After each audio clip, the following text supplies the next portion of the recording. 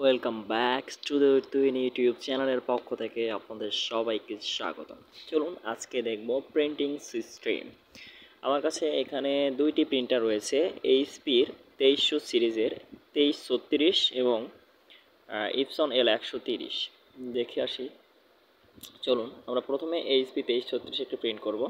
Control P command দিয়ে আমরা print set up করে নিলাম। এরপরে আমরা একটা প্রিন্টকে কমান্ড দিলাম।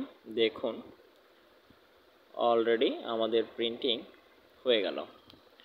অ্যান্ড দেন আমরা দেখব ইপসন L130 সিরিজের এই প্রিন্টারটিতে আমরা প্রিন্ট করে দেখি কতটুকু সময় নেয়।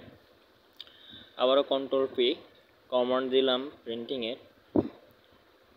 এখানে প্লেন পেপার যেহেতু আমরা ব্যবহার করতেছি প্রিন্টের জন্য, ফোর সাইজ পেপার অফসেট পেপারকে সিলেক্ট করে দিয়ে প্রিন্ট কমান্ড দিলাম।